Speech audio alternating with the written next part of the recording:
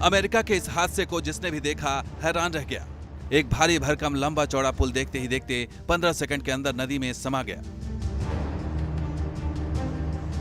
पटाप्सको नदी पर बने इस पुल की ऐतिहासिक पहचान थी। अमेरिका के बाल्टीमोर के दो किनारों को जोड़ता था, लेकिन सोमवार मंगलवार की रात करीब 1:30 बजे ताश के पत्ते की तरह यह ढह गया।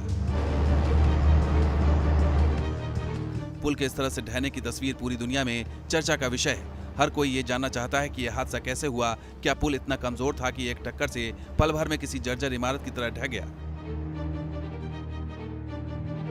इन तमाम सवालों की पड़ताल करें उससे पहले आपको बता दें कि यह पुल ढहा कैसे। फ्रांसिस स्कॉट की ब्रिज है। बाल्टीमोर पोर्ट से रवाना होने के बाद यह मालवाहक जहाज जैसे ही ब्रिज के बिल्कुल करीब पहुंचने वाला था, इसके प्रोपल्शन ने काम करना बंद कर दिया। इसके बाद जहाज पर मौजूद क्रू ने इसकी जानकारी मैरीलैंड के अधिकारियों को दी कि जहाज कंट्रोल से बाहर हो रहा है, जहाज को कंट्रोल में लाना मुश्किल हो रहा है और ब्रिज से इसके टकरा जाने की आशंका है। वीडियो में देखा जा सकता है कि मालवाहक जहाज के टक्कर से ब्रिज में हल्का सा कंपन होता है। इसके तुरंत बाद जहाज में आग की लपटें दिखती हैं और अगले 2 से 3 सेकंड में पुल इस जहाज के एक हिस्से से टकराकर भरभरा कर गिरने लगता है। फ्रांसिस स्कॉट की ब्रिज का एक बड़ा हिस्सा देखते ही देखते नदी में समा जाता है। मालवाहक जहाज की यह टक्कर जिस समय हुई, पुल से कई गाड़ियां गुजर रही थी। इमरजेंसी कॉल के बावजूद हादसे के समय पुल पर कई लोग मौजूद थे, यह भी एक बड़ा सवाल है। हादसे के बाद कई गाड़ियां टूटते हुए पुल के साथ नदी में गिर गईं। युद्ध स्तर पर रेस्क्यू ऑपरेशन शुरू किया गया, लेकिन अभी भी कई लोग मिसिंग बताए जा रहे हैं। मैरीलैंड के गवर्नर ने बाल्टीमोर में इमरजेंसी जैसे हालात की घोषणा कर दी है। लोगों को हादसे वाली जगह से दूर रहने की एडवाइजरी जारी की गई है। अमेरिकी तटरक्षक बल के अधिकारियों के मुताबिक द डाली नाम का यह जहाज बाल्टीमोर से श्रीलंका की राजधानी कोलंबो जा रहा था। जहाज पर सिंगापुर का फ्लैग लगा हुआ था। यह जहाज 948 फीट लंबा है।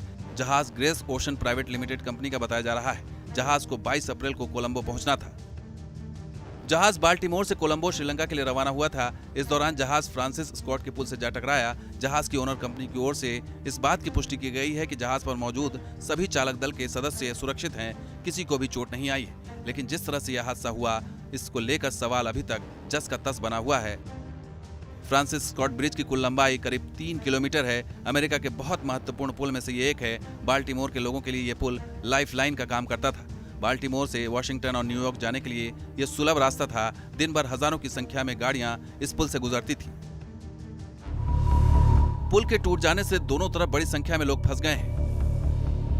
मैरीलैंड ट्रांसपोर्ट डिपार्टमेंट ने लोगों को वैकल्पिक रूट से जाने की एडवाइजरी जारी की है। पुलिस का कहना है कि नदी में बड़े पैमाने पर रेस्क्यू का काम चल रहा है। बड़ी संख्या में लोगों के फंसे होने की आशंका से इनकार नहीं किया जा सकता। सोनार तकनीक की मदद से नदी में डूबी गाड़ियों का पता लगाया जा रहा है, लेकिन पानी का तापमान बहुत कम होने की वजह से रेस्क्यू ऑपरेशन में भी परेशानी आ रही है। आम जनता के लिए इस फ्रांसिस स्कॉट ब्रिज को 1977 में खोला गया था। यह ब्रिज अमेरिका के मशहूर लेखक फ्रांसिस स्कॉट को समर्पित है। फ्रांसिस स्कॉट ने अमेरिका का राष्ट्रगान लिखा था।